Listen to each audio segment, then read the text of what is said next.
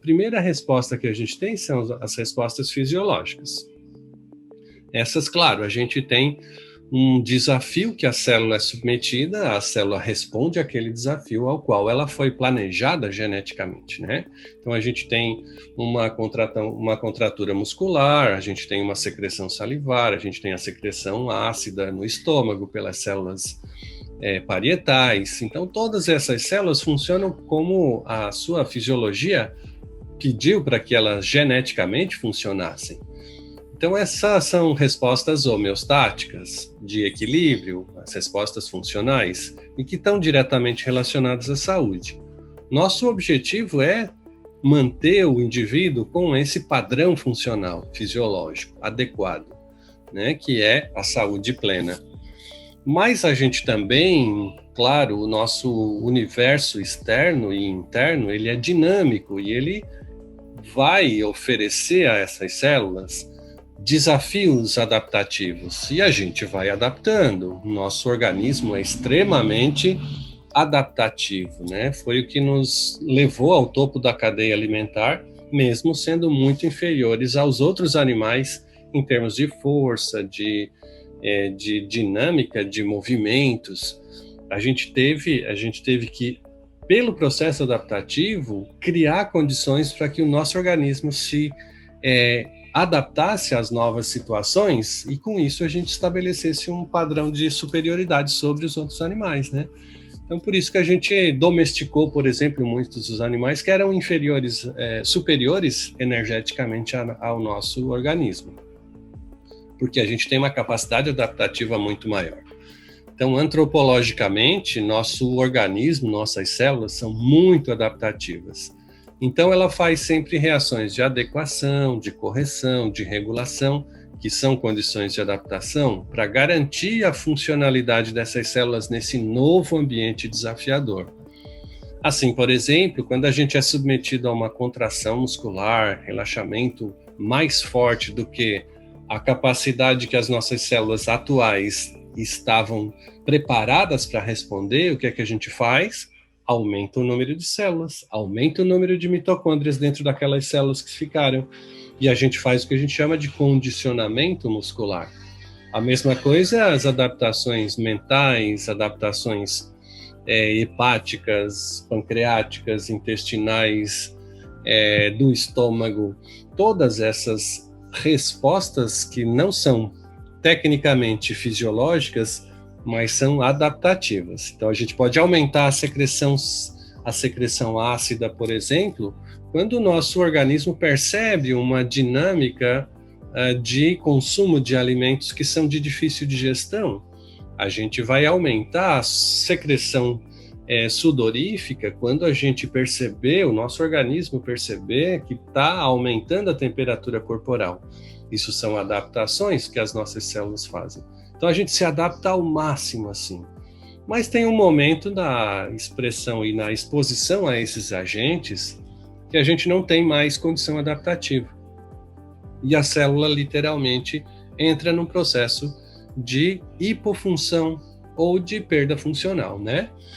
Que é relacionada então a eventos patológicos. Como é que ela manifesta basicamente essas alterações funcionais? Quando a necessidade de resposta é maior, muito maior, superando a capacidade adaptativa dessa célula, ela gera quadros de apoptose ou de necrose.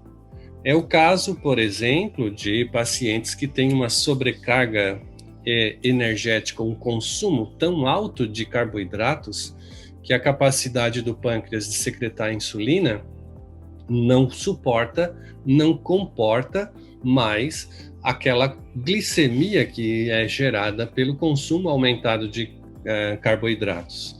Então, o que essa célula beta pancreática vai fazer com esse aumento exagerado da necessidade de produção energética? Ela entra em apoptose, ela para o funcionamento mitocondrial pelo estresse oxidativo gerado e ela para de funcionar.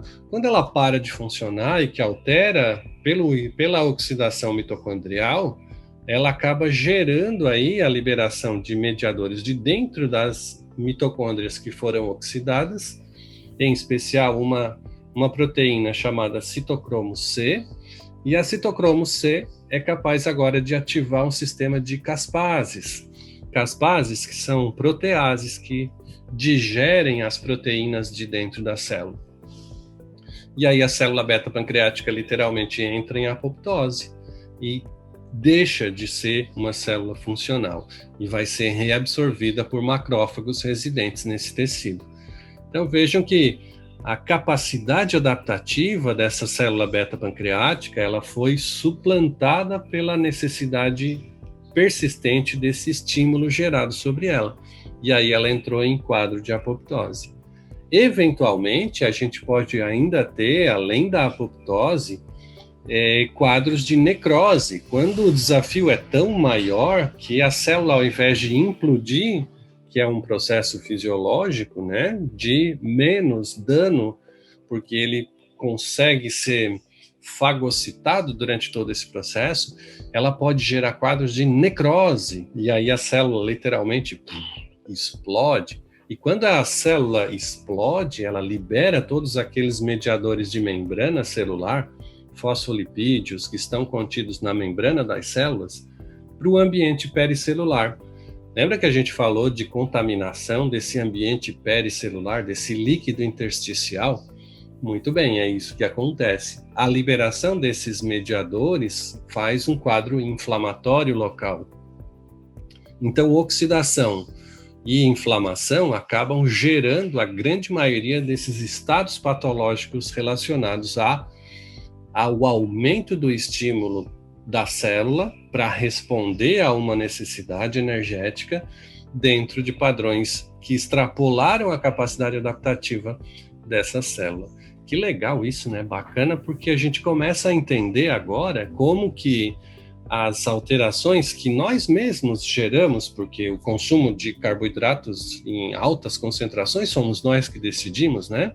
Os consumos de lipídios de alta concentração, por exemplo, que fazem o mesmo processo, só que no fígado, podem gerar comprometimento funcional. Então, as decisões para as quais a gente vai submeter o nosso organismo são nossas. Então, na verdade, somos nós mesmos que acabamos gerando essa alteração fisiológica funcional no órgão. E aí a gente começa a rever essas decisões, né? A quais condições eu vou submeter o meu corpo? Porque a gente só tem esse, né? Não tem outro para cuidar.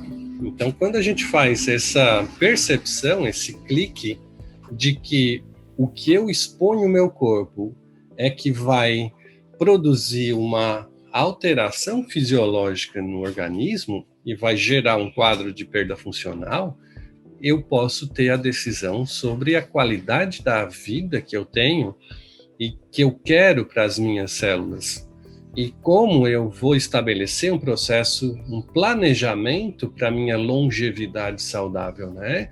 Como que as minhas células vão se comportar ao longo da minha jornada pelo universo terreno aqui, material.